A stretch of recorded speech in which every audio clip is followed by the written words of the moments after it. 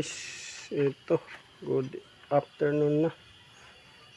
So tapos tayo maggawa ng ibang sasakyan. Ito Suzuki D17, mag aircon tayo. So ang issue nito, compressor,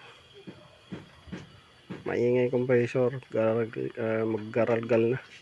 So una natin gagawin ay papasuka tayo kung black oil na, kasi kung black oil na automatic ay mag-flashing tayo.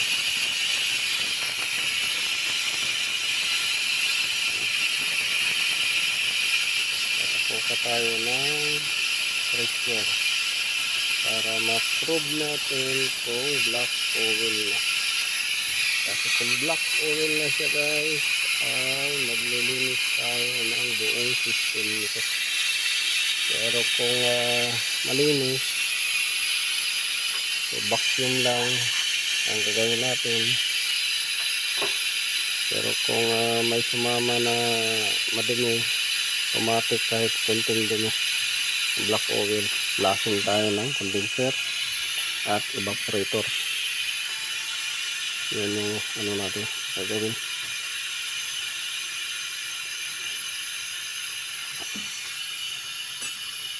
So DA17 multi-cab yung ginawa natin yan.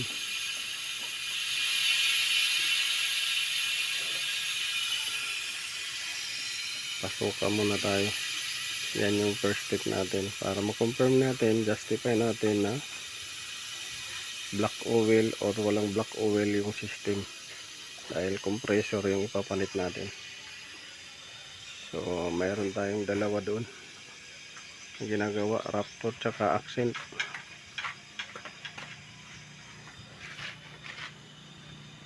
So ito guys, natanggal na natin yung condenser dito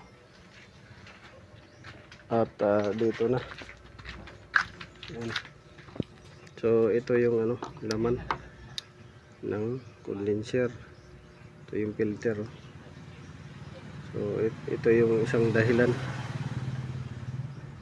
bakit humihina yung aircon ninyo. At the same time, ito yung dahilan din ng garalgal, dahil barado na, hindi na makadaloy yung langis papunta sa compressor.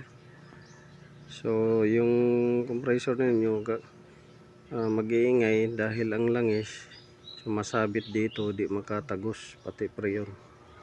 So isa itong dahilan kung bakit tumihina yung ano ninyo at nag-iingay yung compressor nyo. Itong condenser filter or desiccant filter. Yan. So papalitan natin yan, pero bago nyo guys palitan, i-flushing ninyo ng flushing fluid muna para malinis. So yan.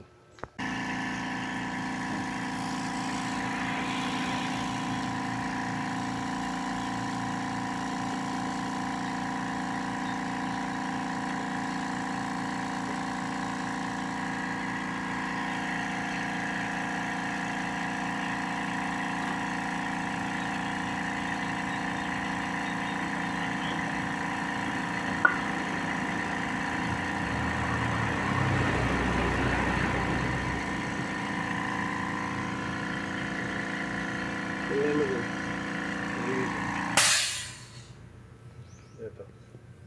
Man.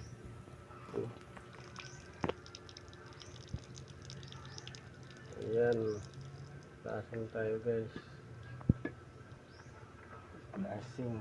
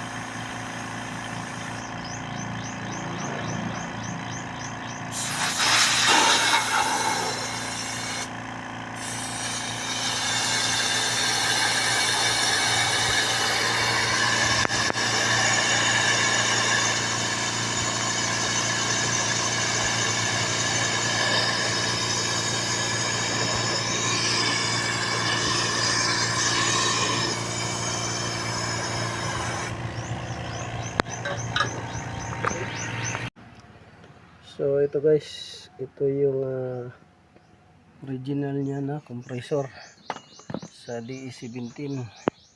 Ito. Yan. So papalitan natin ng surplus lang din. Ito. So i-check natin muna yan bago natin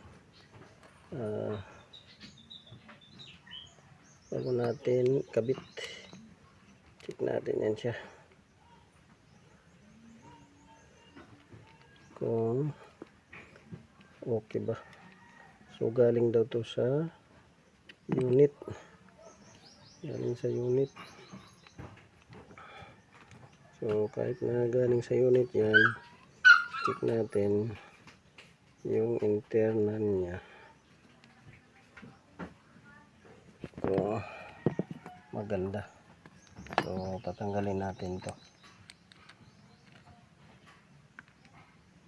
Check natin. So yan.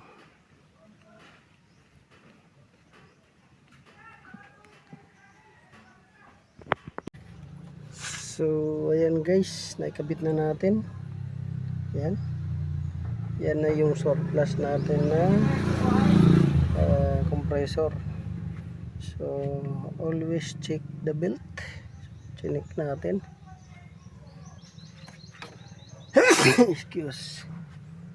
Chinik natin yung belt. 4PK yung belt nya. Check natin.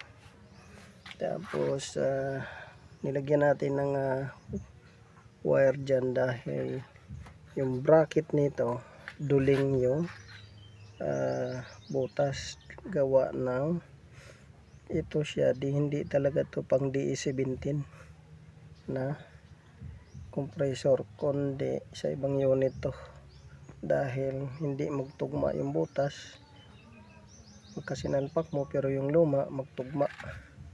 So ngayon nilagyan lang natin yan ng alalay lang dyan para mapa-under natin at kung goods sabihin na lang natin kay customer na wala tayong option dyan kundi talian siya gawa ng duling yung butas mababa kalahati yung duling.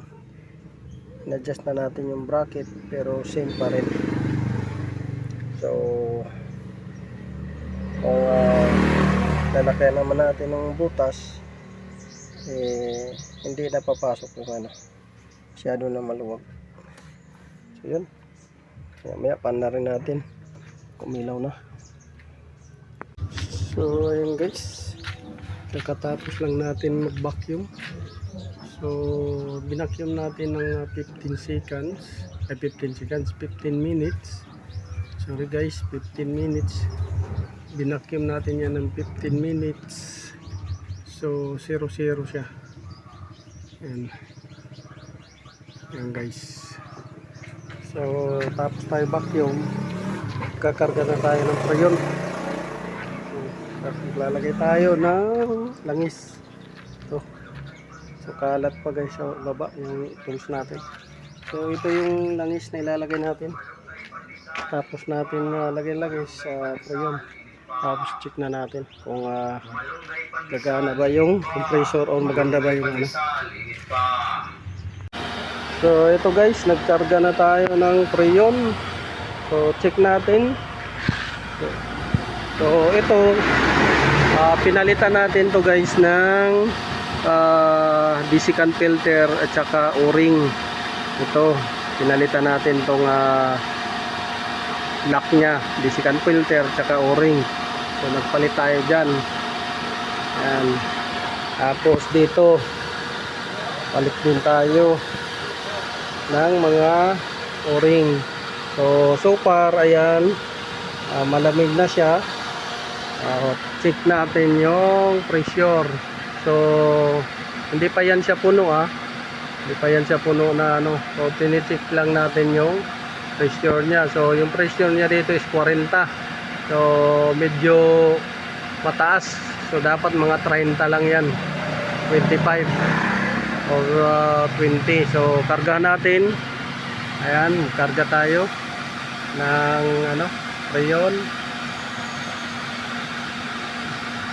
Karga natin. So yun, tumaas. So antayin natin yan na mag-automatic talaga siya, guys. So ito, ayan, mataas ang bomba niya, pero bumababa yan siya, guys, pagka okay na yung bomba at saka system niya. Ayan, kagaya niya, no, bumababa. Ayan, bumababa siya. Tapos ito dapat mag-maintain to sa 175 to 180 or 185 itong high side. Tapos mag-automatic na dapat yan. So ayan, malamig na yung ano dito, turbo. Ayan, so check natin sa loob. So check natin dito. Oh, malamig na siya. So far malamig naman siya. Yan, malamig siya. So number 1 pa lang yan, pero malamig na. Ayan. So dito tayo. Ayan. Dito tayo. So dapat dito yan nakalagay sa recirculation mode. Ito. So hindi dito sa pass by air mode. Tapos naka-on yung compressor.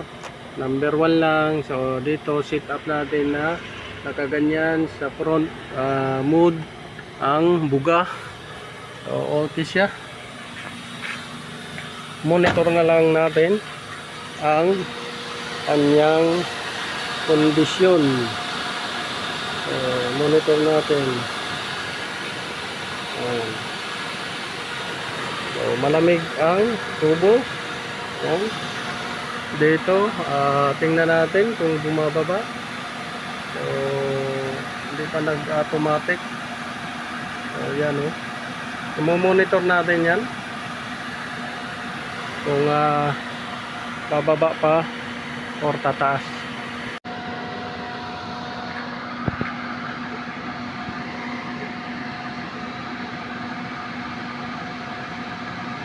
So, monitor natin, guys, kung mag-automatic.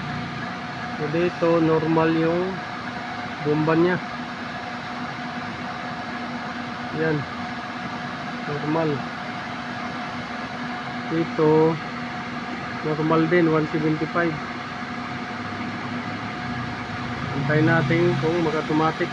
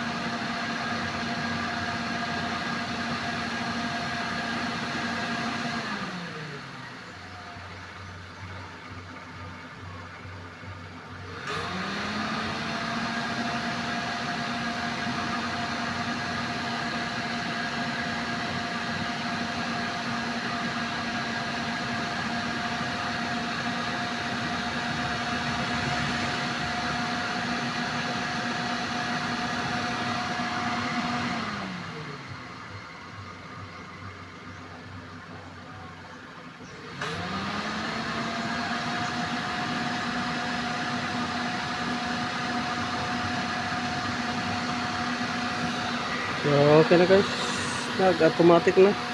So babalik na natin yung bumper dyan. Okay na siya. Sobrang lamig na, oh.